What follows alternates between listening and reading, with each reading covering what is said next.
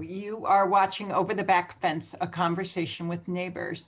This is a production of Neighborhood Falmouth, and I'm Susan Laux.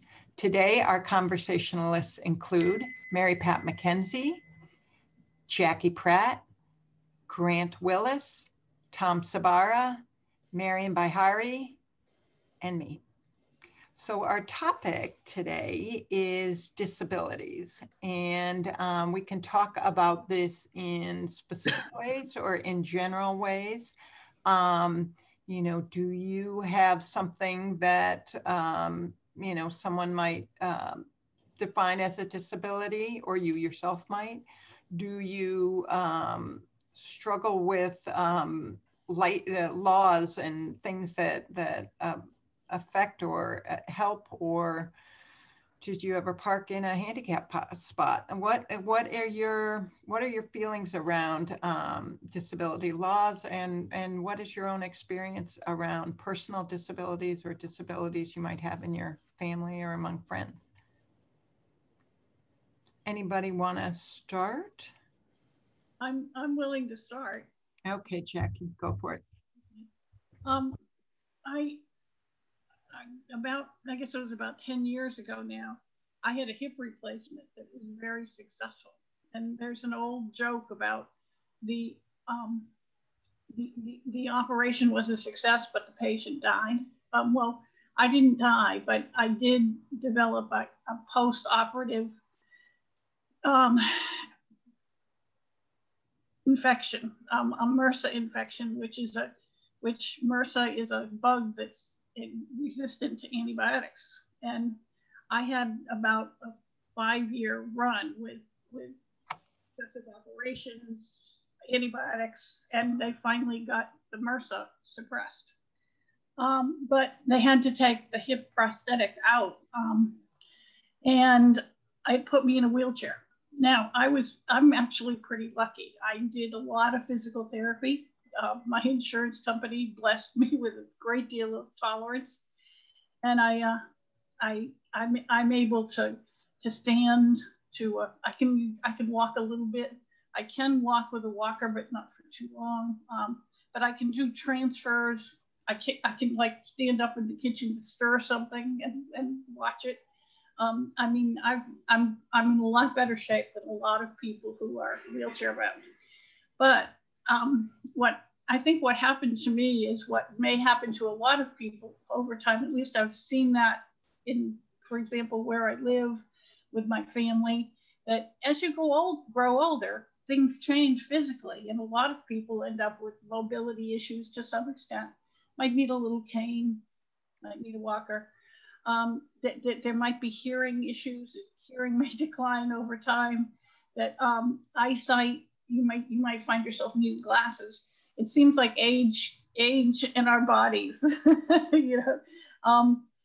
decline with over time. In some cases, not everyone, but in many cases. But with me, it happened as one single big drop, and it's something that I still struggle with a lot, because so much of there certainly is the Americans with Disabilities Act. It's been around for a long, long time, but it's not necessarily complied with, and because and I do understand that there's always this balance between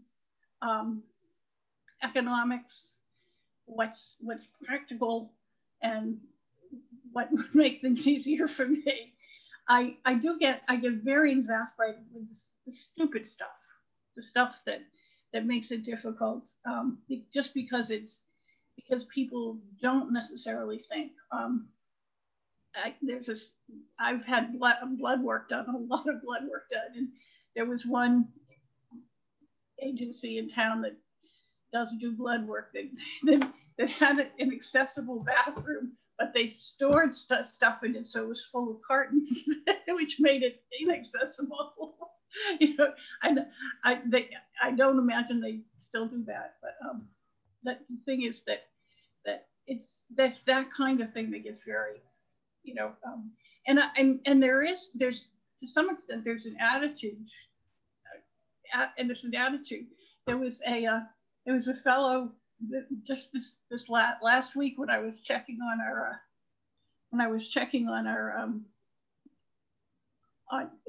at Windfall for our groceries, I took the bus and I got back. I was getting back on the bus and I was like halfway up the lift, and this fellow was all upset and wanted the bus driver to move. And he said, "I need to get her into the bus first." And he said, no, I need to get out. And he said, "Well, you've really got room. I'll direct you." But this fellow was really being and the driver was very nice, but he was very firm about the fact that he was not going to move the bus with me halfway off the ground. But this is not the first time this has happened, where people want him to move. And now it does not take long to load me on the bus. I mean, there's a lift. They know what they're doing. It takes all of a minute and a half. But I could understand if it was like a 20-minute procedure. But that kind of thing happens. It's just there is, as I said, it can be very frustrating. And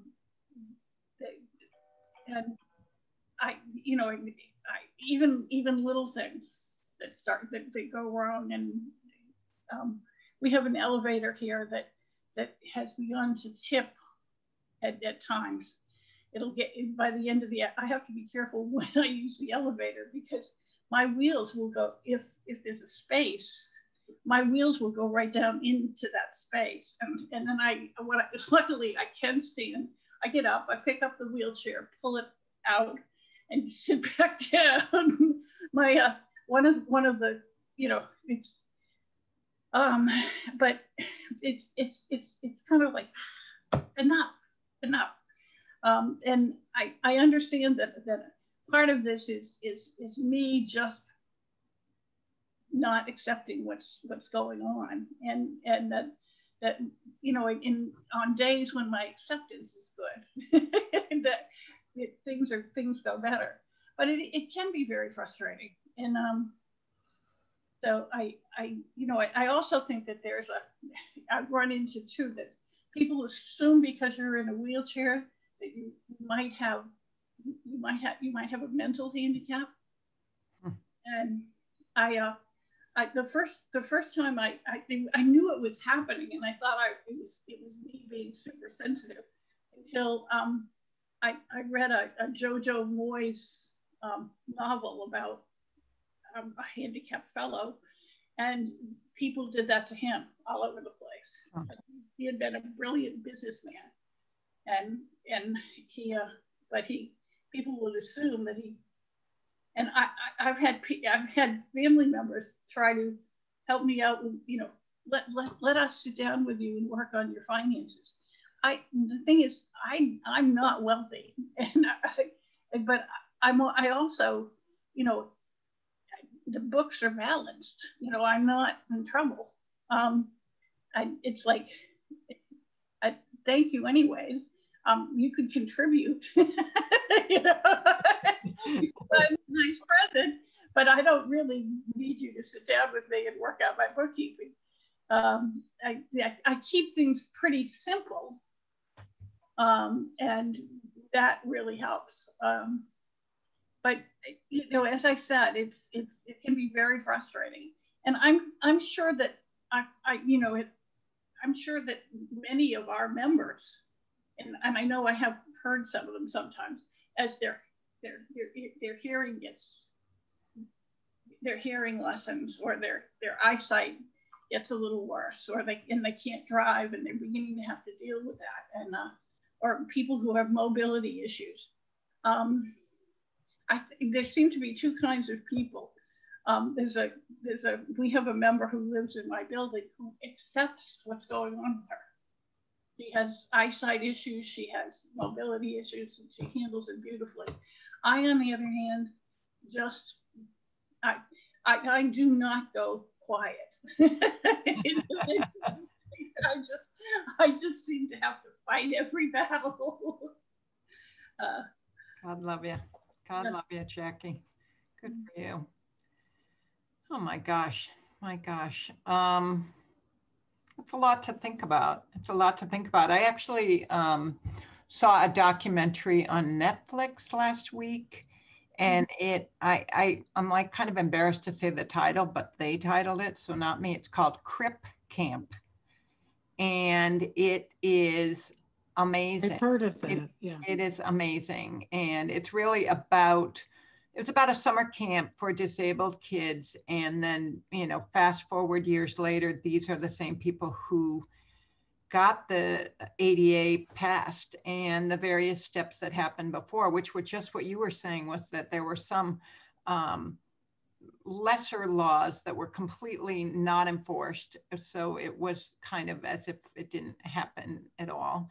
And just sort of the progression of that, and sit-ins, and who helped and who didn't, and yeah, it's fascinating. It was fascinating, and very very uplifting, and very made you feel proud of these individuals. So other people, anybody have any comments or thoughts about their own self? Marion. well, I have a disability. In 2015, I, like Jackie, had an issue after surgery, and my left ankle was fused incorrectly. And even though there were some other issues, it has left me unable to put my foot down properly when I walk. So I'm very unstable in certain areas of my life. I have to walk down steps one at a time. So P.S., this happened in 2015. So I have a handicap plate and all this other stuff. And I'm thinking about this past weekend. So for the first time in a year, my husband and I went to Boston for a couple of days. It was his birthday. And we stayed at a brand new hotel, which is supposed to be handicapped accessible. So we get into the room, and it's fairly handicapped. The shower was all right. But for anybody who has a handicap, going to the bathroom, you need to have a bar on the wall so that you can have aid if you need to stand up. Nothing. And this has happened so many times to me that I have had to bring my own supplies at times. And today I received a survey from the hotel, and I am going to mention to them in rather strong words how difficult it was for me for the 3 days to try and use the bathroom. Now, it's a weird thing to have to say as we're recording right now, but that is something that I have issues with anytime we travel. And also, there have been handicapped rooms where they have a bathtub instead of a roll-in shower or a shower that you can walk into. And if you don't have a disability, you don't understand how frustrating it is to be one of the hotels we were in a couple of years ago, I could not take a shower. There was no place to hold on to when I went into the tub. And it made me so uncomfortable I couldn't shower. So when they're doing all these handicapped accessible rooms and whatever, I don't think they actually speak to someone and ask them, what can we do to help you when you travel? Well, there should be a checklist or something, right? Well, they should just do that for everyone. When I didn't hear you, Mary Fran. It seems to me that if you're doing a commercial place which has showers and bathrooms because people spend their night there, why not just put the grab bars in every bathroom? Why would you separate? Absolutely. Handicapped? It doesn't make any sense at all. Right. So every time we make a reservation, no matter where we're going, I have to call ahead of time and ask them. So they said to me when I called this particular hotel, which is brand new, Maybe it's a year old. So it really should have all of these accessible in every, at least in the accessible rooms. And they said, oh yes, we have bars. Well, they had a bar in the shower, but there was nothing in the toilet. And anytime we go anywhere, I have to, on my own, have to look into whether wherever we're staying, I will be comfortable. So that's just someone like me who has a bad foot. But like Jackie said, with the wheelchair and everything else, everybody has different issues. And as we get older, it gets worse. So, and I do walk with a cane. So very frustrating. And it makes it very difficult to travel because you're not sure if you're going to be comfortable or not. Yeah. So I think I plan to sit down this afternoon and write a letter to the hotel and tell them about my stay these past 3 days. Yeah. I think one of the things that happens is that while the ADA has specifications, and even Massachusetts has some laws, is that very often they aren't enforced, or their things aren't up to code. That 60 Minutes did 60 Minutes. It was probably probably 7-8 years ago now, but they did an interview with 2 Florida lawyers who are making a fortune because they find people who are handicapped. They make sure that they utilize something like that hotel room, and then they sue, and then they give a portion to the person representing it, of course. But the thing is that they had sort of packaged it as isn't this a terrible thing, taking advantage of these disabled people. I wrote Anderson Cooper and said, I think these people should be canonized, in my opinion, because at very least, they're bringing the problem to light. I think people don't realize. And my only fall was to any extent was at a hotel in Ohio, in Columbus, Ohio, that was in a Holiday Inn in a handicapped access room with a shower chair built in that collapsed. I stood up because I can stand and grabbed a standing grab bar, which pulled out of the floor. And obviously no one had, and the thing is that when my daughter got married at Seacrest, my son-in-law's grandmother was staying in a handicapped accessible room with one of his mother's sisters. And I said to her, check the grab bars and make sure they're okay, especially the standing ones. And they did, and it pulled right out of the floor. So they went and got the manager and had it fixed. But I had no idea. It never crossed my mind that the grab bar wouldn't be safe. My goodness. And even worse when there isn't one there. Yeah. I know. Mary Pat? I feel like, when I was in high school, there would be days when you were supposed to pretend to be blind or whatever, so that you had, and I think that's because our classes had to teach at the school for the blind. So it was like to try and understand it. And I almost feel like that's what anybody building a building or whatever they're doing that is responsible for providing what people need should be forced to do the checkup of the rooms in a wheelchair or with a walker, that they have to understand the difficulties, spatial difficulties that people who are handicapped have.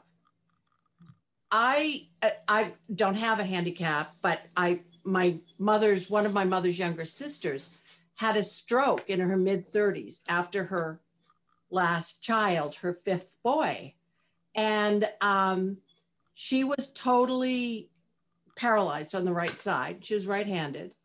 And it was it was a long haul. Fortunately, there was enough family.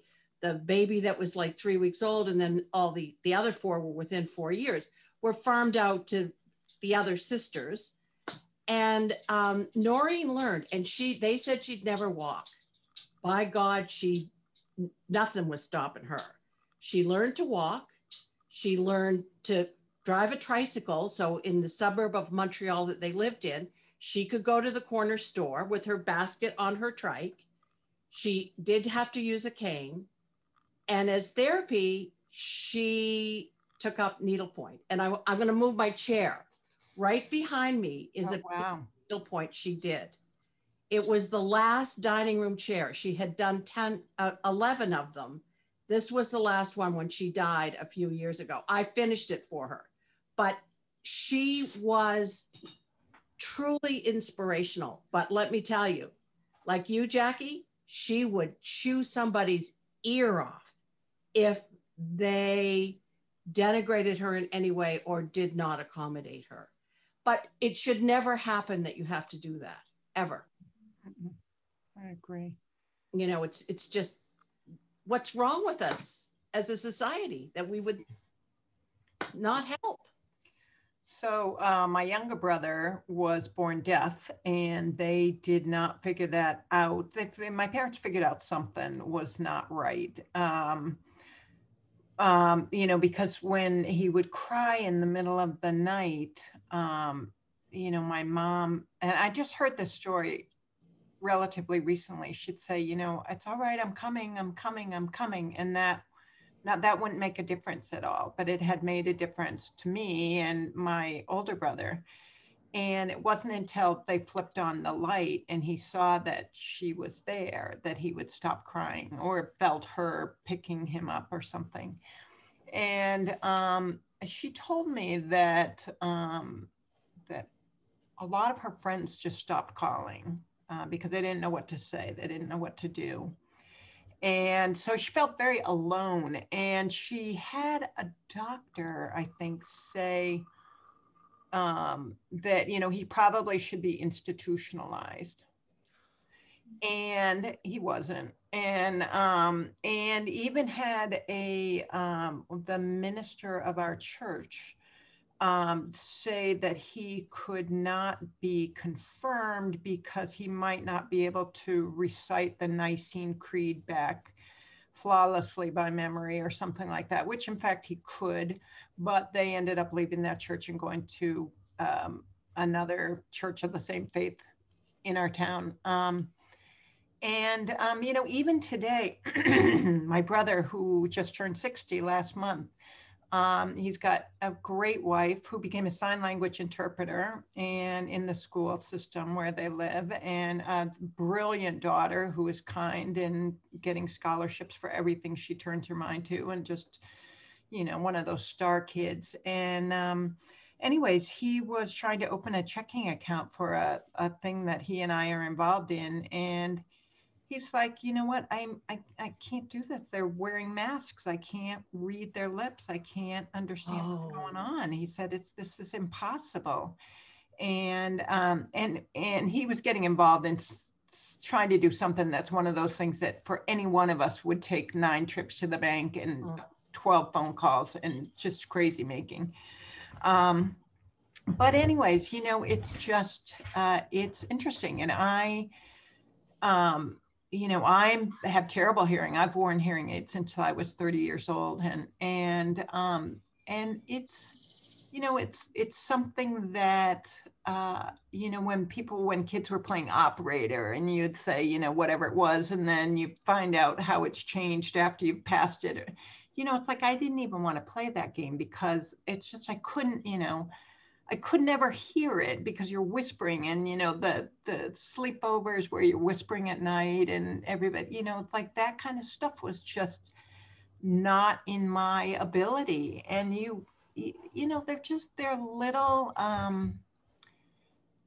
little nicks that, you know, it's like, you know, and for me, I'm like, life is good. I mean, this is not been, you know, this life is good.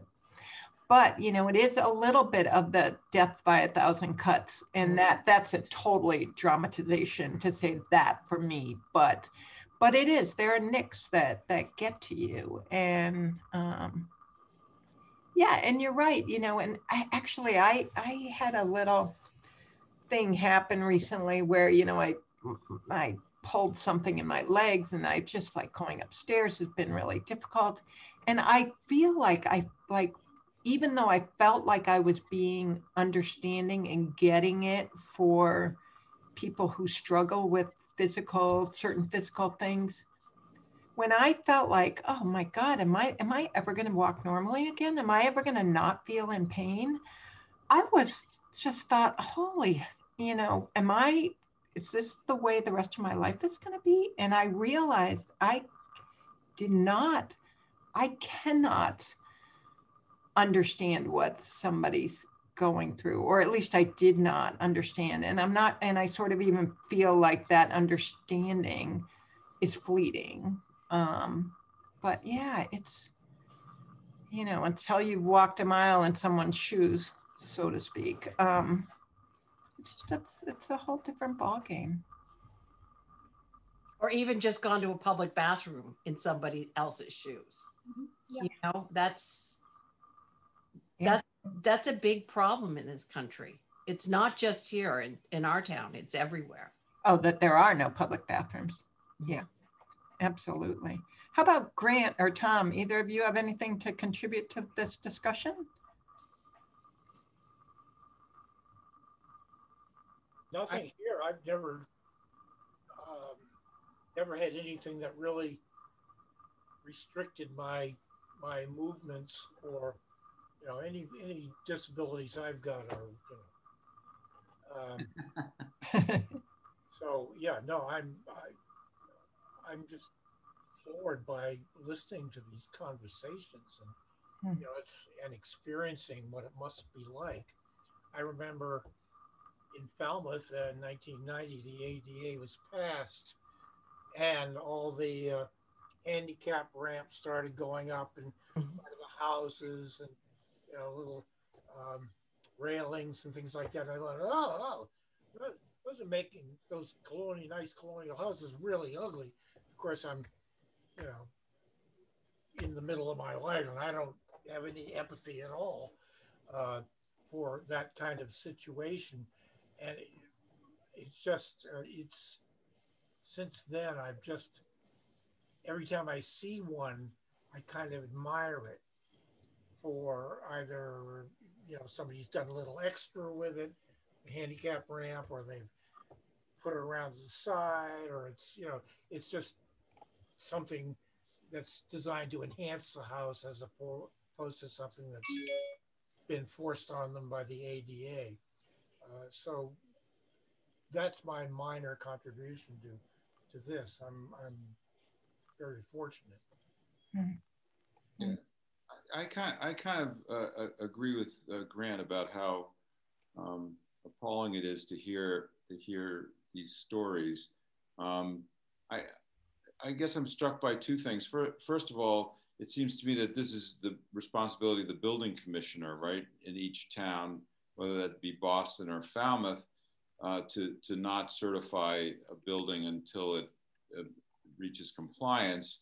And it seems to me that's where the buck stops, and that somebody wasn't doing their job. The second thing that I was thinking as you were talking about this was, how different is this from other forms of discrimination? You know, this is really the same stuff that people with racial issues and intellectual issues, it's all part of the same, as somebody just said, you know, being able to put yourself in someone else's shoes. I think all of us are, to some extent, guilty of not actively doing that often enough. Think about the subway systems in big cities. You can't use those if you're in a wheelchair. Yeah. You can't get into a taxi in New York if you're in a wheelchair. They won't. I took my mother-in-law through New York one time, and she was in a wheelchair, and no cab would stop for us. Wow. I finally said, hide, and I'll get the cab, and I'll get you in. But, you know, it's like the big cities are not made for people with handicaps, with physical handicaps. And I think your point, Tom, is an excellent one, that, you know, discrimination happens in all different kinds of ways. And I think that, you know, we may be sensitive to those things that we're wrestling with, but we may not be similarly sensitive to something that's just not something that we face every single day. Mm.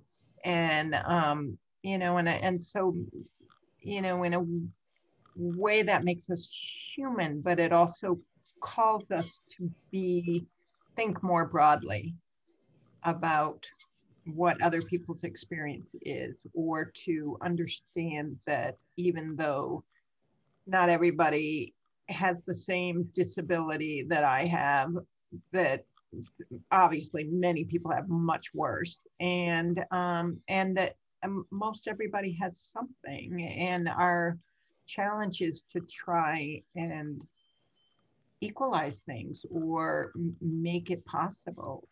I don't know. I don't know how to answer that challenge exactly, but I think the point is a really astute one. I would add that it's even hard, and I only know this because within the last 2 weeks, I was looking for reflective tape to put on steps at my mother's, because one of her friends has broken her hip and she has vision problems, so she can't see the steps in mom's house. And mom can't see it very well either so much anymore. The rolls of reflective tape that would go on something like that are 3 feet long. That's how long they are. You have to buy multiple rolls if you're going to do more than one step. It's like, what is wrong with this picture? This stuff should be easy to get and easy to apply.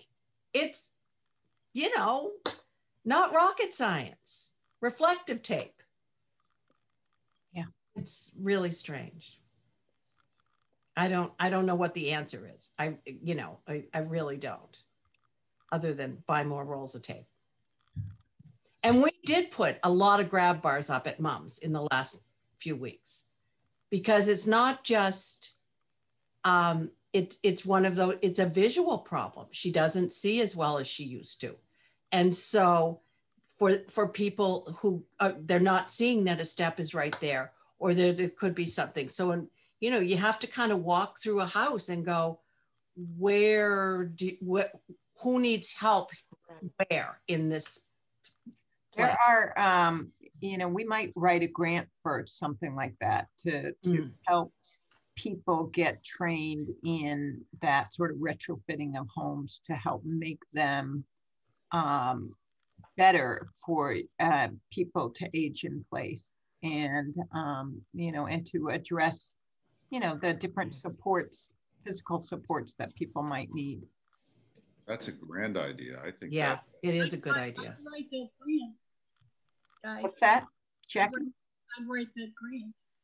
Yeah. Very help, of course, and supervision and everybody's editing. But I'd be very happy to write that grant. Yeah, nice. Yeah. And what were you going to say, Marion? When I moved to my house, I have no hand railing on my front steps. So I had to put that in. And then I have 2 steps up in the garage to the house. And in the beginning, I didn't need it. But after I had the foot surgery, I had to have hand railings put on both sides.